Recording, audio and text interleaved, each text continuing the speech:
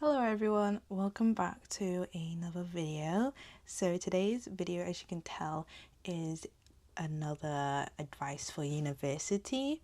But this time, besides first years and freshers, we are going to be also discussing advice for people moving into second year, or obviously who need advice for when they start picking out their second year comm or the next year comm. So without further ado, let's go straight for the freshers advice first, and then we'll go on to second year, or the next year's advice.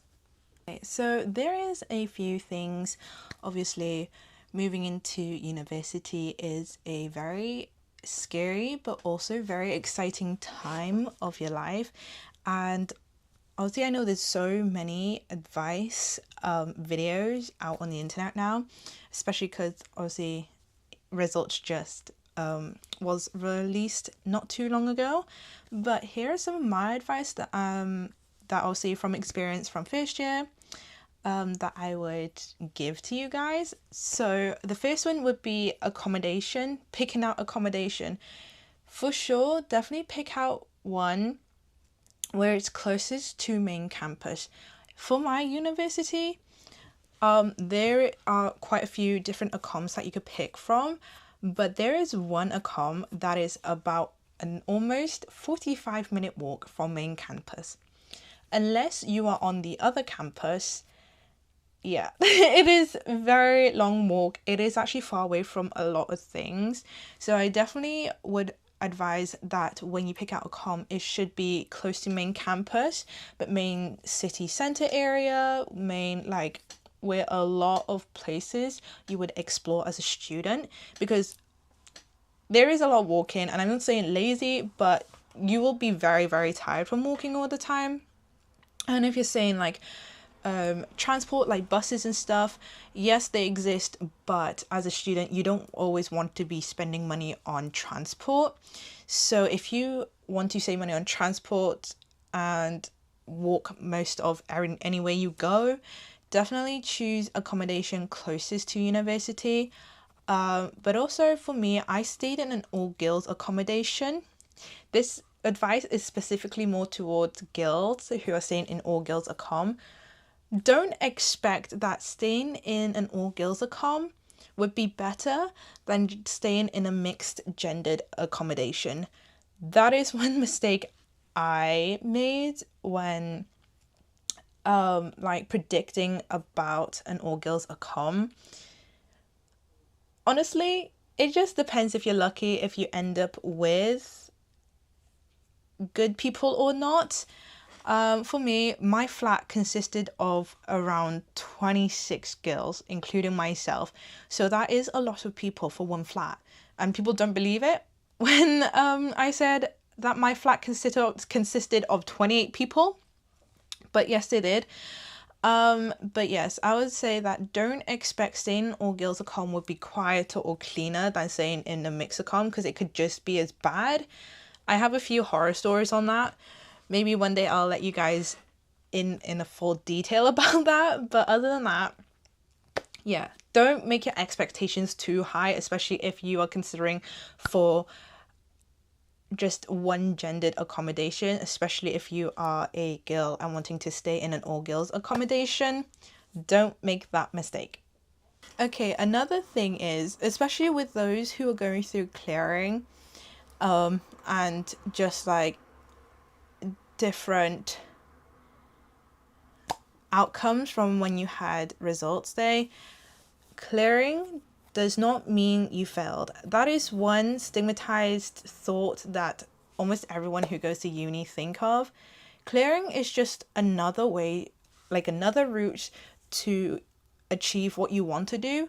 So don't be shy and go for clearing if you're not very happy with what you have. I went through clearing. I called clearing to try and change courses, but obviously they didn't let me. But they let me change courses when I got into uni and started it. So yeah, that's my advice, is that if you want to change courses, if clearing doesn't work, normally universities allow you to swap courses within the first 1 to 2 weeks, just because then you're not missing too much of your coursework and stuff. So I swapped from English language and literature to English language and linguistics. I'm much more happier doing linguistics than I am language, because I find that linguistics is more fascinating. So yeah, if you can't change courses during clearing, they could help you change during the start of first term, first semester. Because in my university, you'd be given a mentor or a tutor who is a lecturer of the school that you're in, and you could talk to them as well. So hopefully they are very helpful. My own was extremely helpful for me, and I'm grateful for that. So yes, don't be shy. If not, there are other routes, but that is a route that I went through. Okay, another thing now it comes to packing is don't pack too much clothes.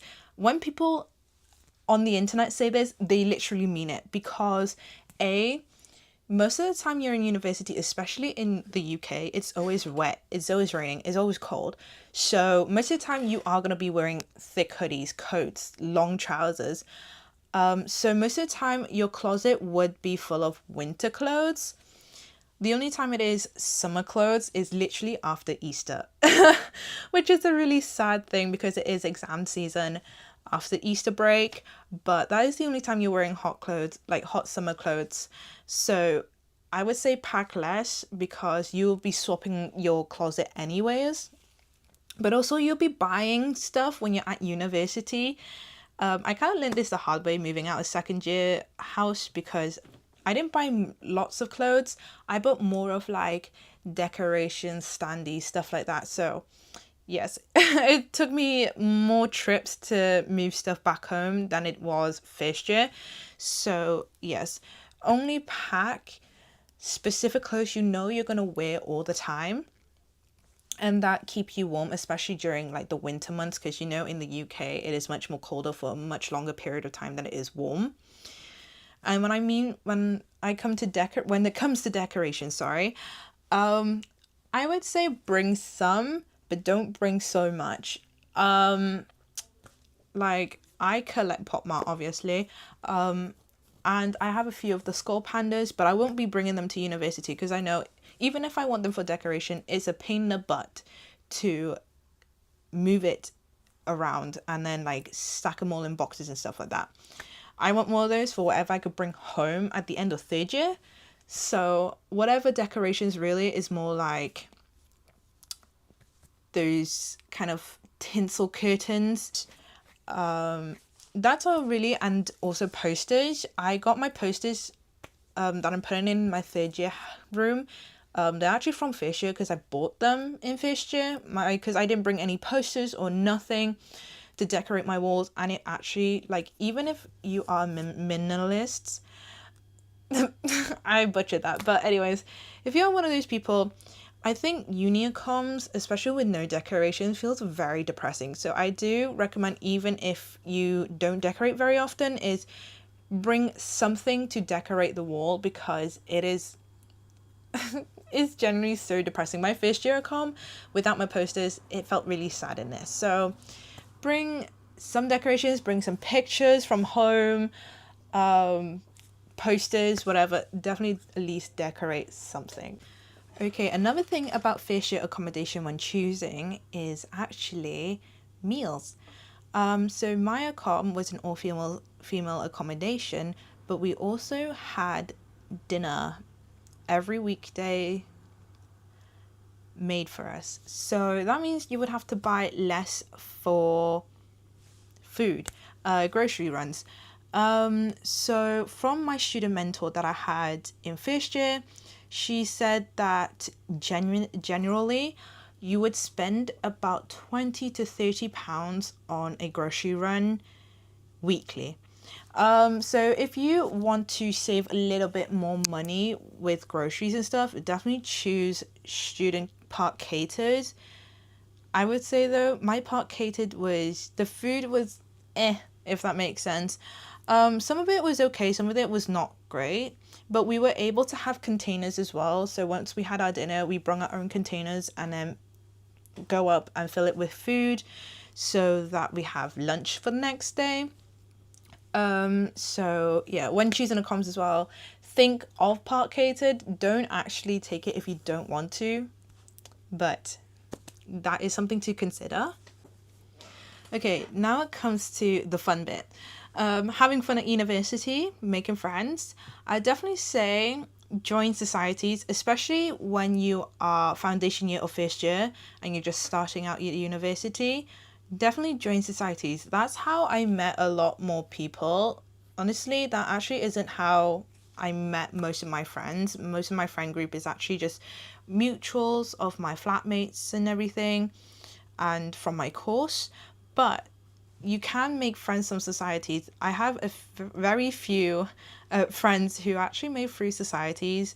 I joined the K-pop one and the Abacus one, which is the Chinese, British-born Chinese society basically, but it's just more than just British-born Chinese people joining societies, because each society, they just welcome everybody. So you never know if you meet your lifelong friend or ever. But yeah, join societies that pique your interest. Join societies of sports and of more the non-sporting ones, because my university separates them from actual like varsity sports and like dance and the other like more chill societies.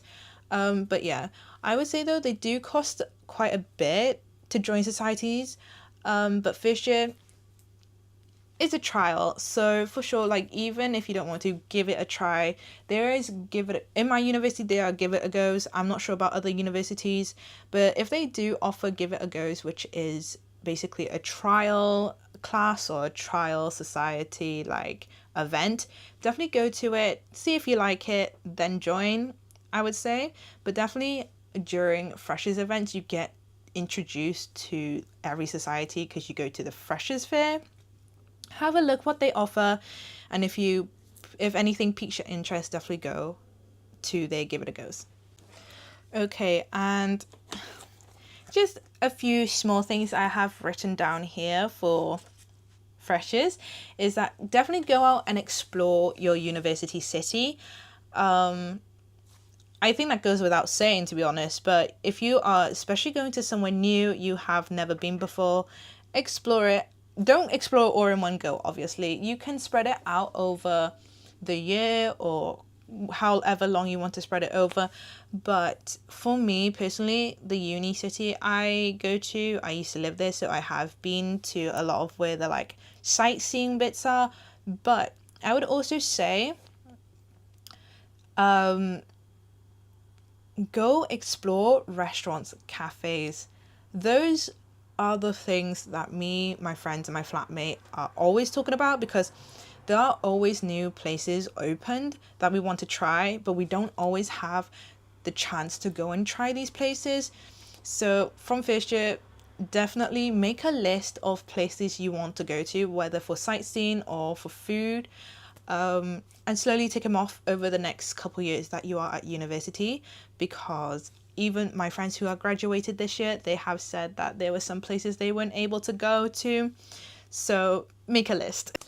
Okay, so there's a couple more things that I have on a list, especially for freshers, is socialize with your friends and your flatmates specifically. You are living with these people for the whole year. You may as well get to know them. Also, it makes it less harder for yourself and for everyone else as well, that like you're all away from family for the first time. And you know, it's a new environment, so definitely make sure you go out, get to know them, go out for food. That's what we did. We went out for lunch in the city centre to get to know each other. And although I would say I spent a lot of money going out eating most of the time for the first semester, I'm not very proud of that, but that is actually just very natural when you get to know your flatmates for the first time. So that's it. And the last one I have here is actually don't waste money on unnecessary things. And when I mean unnecessary things, I mean on a lot of alcohol. When you're independent for the first time, I know some, like especially at school, we're never taught how to budget yourselves and how to actually spend money properly. But when I put alcohol, I mean like prees, going to a club and buying the drinks and stuff. Because allegedly, when I was in first year, I heard a rumor. I said allegedly because I don't know if it's true or not. Somebody spent so much money on just alcohol on the first 2 weeks of university that they were forced to drop out because they were left with something ridiculous like 97p in their bank account. Obviously, you can't survive for the rest of the semester, which is like 3-4 months with nothing else but 97p. Because don't forget, you have to pay for accommodation. When it is a university accommodation, is every semester.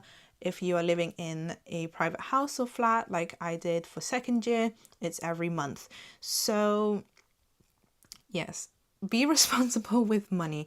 It is such a hard thing to do, but you can make budget lists and a budget spreadsheet just to manage your finances, but watch out for what you spend it on. Okay, so this next section, is for especially those who are moving into housing for second year.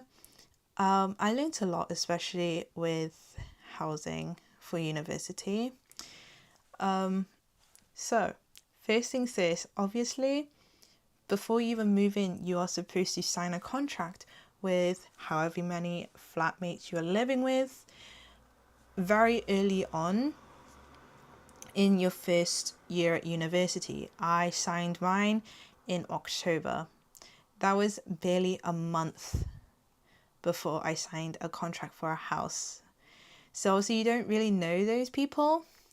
So when I mean socializing with your flatmates, really get to know these people. Try and get comfortable with them. You don't have to force yourself to stay in a house next year with your current flatmates, but you could also, maybe if you are better connected with friends from societies or your course, you can do that as well, because I know a few people who all live in a house for second year and they all do the same course. I would say though, this one I got very great advice from a counselor. She also went to university doing psychology, and she said that especially during, I think it was second year, she mentioned, because she lived in a house with all girls who were doing psychology, that the downside of rooming and housing with a house full of the students of the same course is that it gets very competitive in the house, which basically means that if they see one person studying, they think, oh, I need to study harder. And then it creates this uncomfortable and very on edge atmosphere because of the need to feel like they're studying more or better than another person. So that is an advice that you may not feel like that, but sometimes that could happen just because you are doing the same course. Okay, so furthering on. So before you even move your stuff or clean the flat before you properly move in, make sure you take videos and pictures of every single crevice of that house. You may understand or hear the horrible stories of student landlords, and I couldn't escape it this year either. So what I did though, before I properly cleaned anything, I moved everything into the living room, but I didn't clean or sort out my room either. Film the entire house or the entire flat when you move in. The way it was, you want to make sure that everything is recorded and taken pictures of. Anything that is broken, immediately report it. Especially in Physiocom as well, the university itself will send you the logbook of everything, and you say whether it is broken or not. And if there's something broken, make sure you say it on that document. And for housing, mine didn't send me one of those types of logbooks, but anything wrong, we actually took pictures and then sent emails to maintenance. So make sure you keep those emails if anything is wrong, because especially with second year housing and third year housing, this relies on having your deposit back at the end of the year. So that's what we did. We recorded, make sure you say the time and the date, and make sure you film everything. That obviously, like I said, that's what we did, and we took pictures of anything broken and reported it straight away. And then obviously, second thing before you actually move everything in is wipe everything down, clean it. Just because there was a cleanup crew before you moved in does not mean they've 100% disinfect everything. And between the time that the cleaning crew cleaned and you moved in, there's probably a thick layer of dust on everything. So make sure you clean everything before you make your bed and put your decorations up. Okay, so for second year, I had a car for university. So I'm not sure about other cities and stuff, but for my city, you have to buy a permit to park your car. So make sure you actually go and buy that. And for the process to actually have this permit, you need a contract of anything that links your name to the address. And because I called the council and they weren't helpful anything, basically because you're a student, it is not a permanent residence. A lot of the time they take only like stuff like water bills, stuff like that. And because my name isn't on bills, I just used the house contract and they seem to just take it because I did have that permit, and I was able to park on that street without getting fined or anything. So that is my advice, is that if you are planning to keep your car at university and you need to buy residential parking or a parking permit, just use the housing contract because it has your name in that contract. So they cannot say, oh, it doesn't link you to the house. You literally signed for it. So use that. Okay, another thing is, now this is getting a little deeper, but it is something that will happen. Maybe touch wood, it doesn't happen to you, but it may happen. And a lot of the time, this is when the test of your friendship and your just link to your flatmates are tested. And not everyone, but a lot of people have had second year friendship and flatmate fallouts. I would say talk to your flatmates if anything bothers you from them. And I don't mean little petty things. I mean things that makes it harder for you to live happily and peacefully in that house. Talk to them, because at the end of the day, you are also paying rent. You are also paying for part of the living space, especially shared areas, because that's not just paid under one person. That is a split bill. So make sure you talk to your flatmates if anything bothering you. I would say this year, like, there was things bothering me, but I didn't actually say anything to my flatmates until basically when we were about to move out, which to me, now that I look back, it was probably a bit too late, just because I already lived in that flat uncomfortably for so long before I ever said anything. So make sure you do. Obviously, it's difficult to be living with other people because everyone grew up differently and everything that they did in the house is done differently and everything. But make some rules. We said that, we're quiet and we're clean. That's why we decided to house together. So a lot of the time it's just, keeping clean and all that things. But also we made bin rotas and stuff like that. Obviously we take out the rubbish, and whoever didn't really take out rubbish, cleans the food bins, because we cook a lot. So our food bins do get disgusting. I know another of our friends who live in a different house this year, they had a whiteboard to mark whether they were in the house or not, just so you know who's in the house and who's not. So yeah, it's just small things like that, and obviously split chores and stuff. That's what we did. So one of my flatmates cleaned the kitchen, I cleaned the bathroom, and the other flatmate was just to hoover the floor, because there's literally nothing else that needed cleaning properly anyways. So yeah, but also something we did in our house does not mean you guys have to do it, but Food wise, well, some things that we all share. So one flatmate bought tomatoes and I think onions. The other one bought eggs and milk, and I bought the laundry detergent. And then the fourth one bought hand soap. Just because like it was like who used most of the stuff more. And obviously, if I bought laundry detergent, that is a bit more expensive than, say, buying onions and tomatoes. But we run through those more than we do and much quicker compared to laundry detergent. So we were okay with splitting that, and like we were paying for each. So we didn't really have to split too much. So yeah, work out some type of rota with you guys. We also did that just because the fridge is small and we don't want like 3 bags of the same tomatoes or 3 bags of the same onions. So that's why we kind of split it so that we had one of each things and we could store more in our fridge. Okay, and then when it comes to buying stuff for a house in 3rd year, don't buy anything extra until you actually move into the house to see what you need. Basically, when we moved in, I think we bought drying rack. That's all we bought, basically a lot, and then we split on cleaning supplies.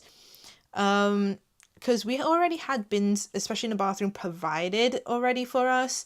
So yeah, don't buy things that you think you needed for a house straight away. Wait until you move into the house first to see what you would need and agree with your other flatmates so that you guys can split it. This year, also for our 3rd year house now, we split on a Hoover because the Hoover, I think, either was broken or we just didn't have one in the 3rd year house. So yeah, Hoovers, mops, stuff like that, it is essential, and you'll probably have to split on that though. Okay, and the last thing two last things I would have to say. First is meal prep. You have a freezer, and because 2nd year is a higher jump, like a bigger jump that like between 1st and 2nd year, you won't have as much time cooking and planning what you want to eat all the time. So what I did was make big batches of like pasta, put them in those takeaway plastic containers, and then freeze them. I did that quite often actually throughout 2nd year, and to be honest, that was a lifesaver, because if I had nothing to eat or I didn't know what to eat or I have no time to make anything, that will be literally my go-to. Take out the freezer, put it in a microwave, and just microwave it until it's all hot and not frozen. And you can make any type of pasta just because pasta is so easy to cook and also easy to just meal prep in general. The last thing I would say for 2nd or 3rd year, especially when it comes to societies now, 2nd year, I applied to be part of the K-pop society at the end of 1st year, and I became basically the social media manager for the society. However, that was okay. I actually liked doing the role itself, but I just didn't like the energy I was surrounded with. So I would say that, especially when you enter 3rd year, if you had a great experience, continue if you wanted to. But this year, I will not be joining any societies. I think I've already made my friend group anyways. That doesn't stop me from going to dance classes if I wanted to, because you can just pay for the classes individually instead of fully committing to a membership, and you're paying more that way. So yeah, I would say that with societies, especially in 3rd year, that is up to people if you had a great experience or not. So yeah. Okay, so that is all the advice that I could think of to give to you guys. I hope that everyone who are starting university this year in around end of September, October time, I hope that your 1st year experience will be great, because it is quite a big difference to school. To those who are starting 2nd or 3rd year, good luck. 2nd year is quite hard, but you'll go through it. You'll get through it. I believe in you guys because I've experienced it, and obviously my friends have experienced that. And 3rd year, guys, it is really sad that it's already gone to the 3rd year already. And if your course is 3 years, obviously we'll be graduating in July next year, which is a very scary thing. So yeah, good luck, guys. But I hope you enjoyed this video, and I hope it was actually quite helpful, because I wish somebody told me those and there was more in-depth uni advice videos when I was starting university. It would have been nice if people told me a bit more. I know I did one last year, but obviously with more experience you will have more to add to. So like I said, hope you enjoyed this video, and if you did, don't forget to like, subscribe and turn on the post notifications to be notified when I next post. The links to my other social medias will be in the description box down below. Make sure you guys add me on TikTok and Instagram, because I have quite a few exciting things which will be more posted on Instagram and TikTok. So make sure you guys go and follow me. I'm really excited. I can't wait to tell you guys and announce it. It will be in a video, but I'm very excited. And I'll see you guys in the next video. Bye bye.